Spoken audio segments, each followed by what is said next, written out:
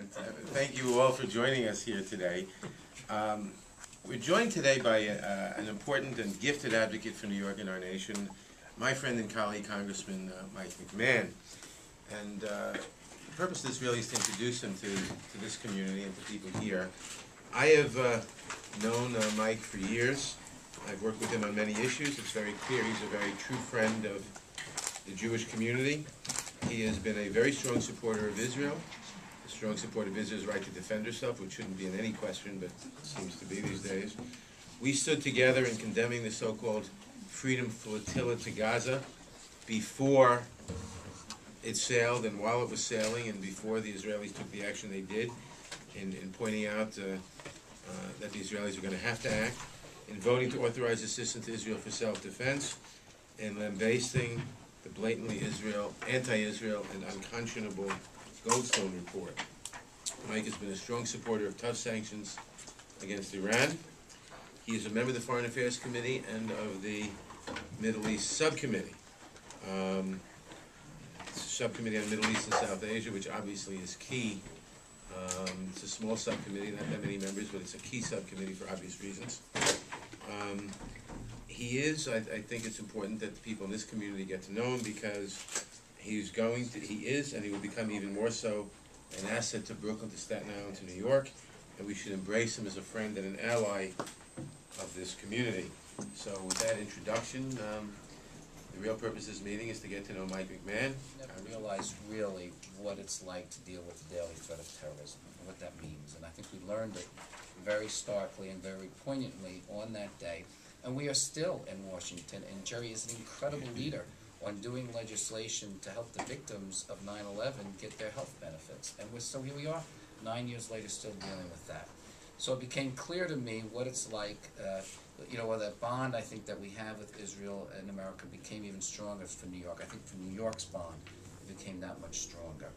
And then throughout my career in the city council, it's very clear that what Israel represents as the democracy that it is in the Middle East, our good friend in a very bad neighborhood, and that's something that we worked on in the city council as much as we could. And then when I got to Washington, I fought for a seat with Jerry's help, not only in transportation but also foreign affairs, and got on the Middle East subcommittee and have done everything I possibly could.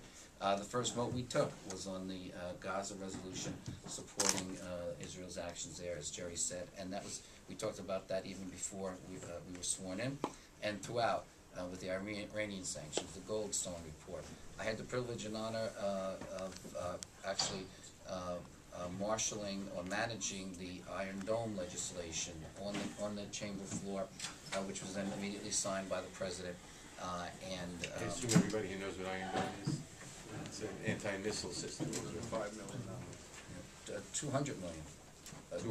205. I'm sorry, I didn't hear you, Leon. I'm sorry. I apologize. You're right. And in addition to advocating for the total package of $3 billion, which is, of course, and with all our relations with Israel, as much America's benefit as it is to Israel's, because so much of that work is done here. So that is something that is very clear. Hit a glitch is an understatement.